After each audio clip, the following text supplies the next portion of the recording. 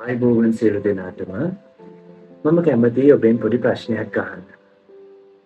ඇත්තටම ඔබ කවුද? මේ ප්‍රශ්නෙට අවංකවම උත්තරයක් ඕනේ. මට නෙමෙයි ඔබටම අවංක වෙලා උත්තරයක් දෙන්නයි ඕනේ.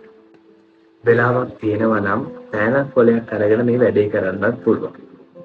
මෙතනදි තියෙන්නේ ඔබටම ඔබව හඳුන්වලා දෙන්නයි ඕනේ. හරියට පළවෙනි පාර කෙනෙක්ව හම්බුණා වගේ ඔයාගේ පෞරුෂය මොන වගේද? ඔයා කැමති අකමැති දේවල් මොනවද? සහ ඔයා සතුටු වෙන්නේ මොන වගේ දේවල් වලින්ද? මේ වගේ ගොඩක් දේවල් ඔබ මේ කොලේ ලියාගෙන යන්න. මේක හරි වැරදි හොයන්න යන්න අවශ්‍ය නැහැ. ඔබට දැනෙන දේ, ඔබට හිතෙන දේ මේ කොලේ ඔබ ගැන ඔබ ලියාගෙන යන්න. මේක පුංචි සරල අභ්‍යාසයක් වගේ පෙවුනට මෙතනදී ඔබට ඔබවම හම්බෙනවා.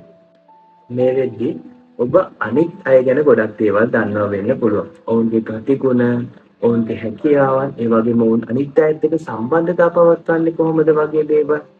ඔබේ හැකියාවන් මොනවද? ඔබ ඒ වගේම අනිත් අයත් එක්ක සම්බන්ධතා පවත්වන්නේ කොහොමද?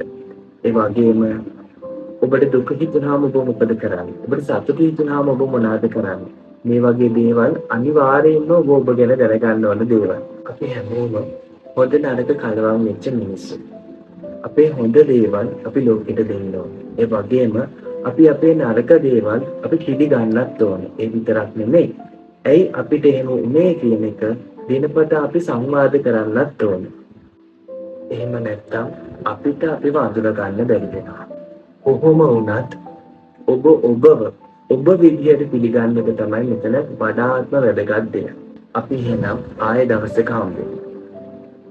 හැමෝටම සුබ දවසක්.